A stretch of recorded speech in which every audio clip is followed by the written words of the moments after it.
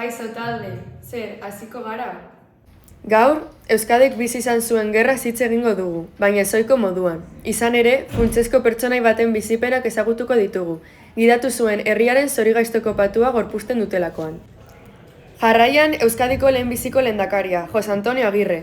Has gaitezen hasieratik. Jose Antonio Bilbo jaio zen. Hasierak urteak normalak izan zituen, are alaetsuak. Gainera zetorkiona iragartzen ez zutenak. Familia, zuzenbide ikasketak, txokolateen negozioa eta hara, futbola. Bai, atletikeko jokalaria izan zen. Haupa atletik. Gerrak ordea gau ilunez jantzi zuen Euskadi eta Agirrek bere gain hartu behar izan zuen herri oso baten ardura. Euskolur gainean zutunik, Arbasoen gomutaz, Gernikako zuhaitz-azpian, nire agindua ondo betetzea. Zin dagit. Orduan izan zuen Euskadik lehenbizikoz Eusko Jaurlaritza eta lehendakaria. Baina borrokarik latzenak eta ausartenak norberaren etxean egiten dira. Egunon neskak. Egunon. Zertan zaudete? Hemen, Agirreren alde laguntza ematen. Lizatzen eta josten. Egunero lizatzen eta josten dugu. Emakumeak gara eta gizonek bezala borrokatu dezakegu. Guazen. Eta horrela, gizon eta emakumei erresistentziarako gunea aldu zitzaien, elkarrekin. Jauna, Jainkoaren begirarapean eta zure aginduetara Eusko Udaria. Aberriaren alde odara emateko prest.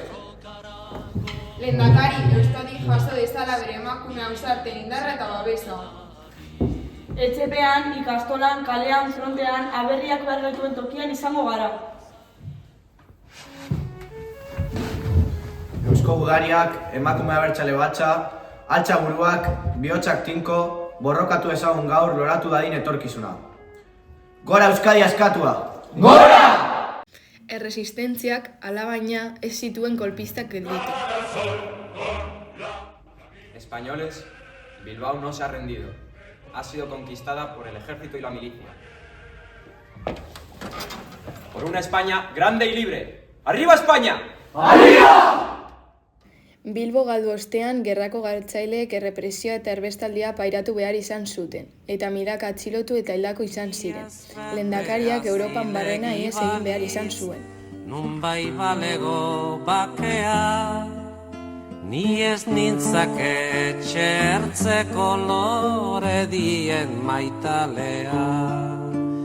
Ni ez nintzake oinazearen menpeko miserablea, oiuzekenen destinatzaile txipenaren semea. Ni ez nintzake inorentzako eskandaluzko. Azkenerako, Euskadinen aldeko borroka berpizteko 11 ahalegin egin eta gero, erbestean hil zen Agirre lehendakaria. Gaur berak amestu zuen demokrazian bizigaren honetan gogora dezagun. Izan zirelako gara, garelako izango dira.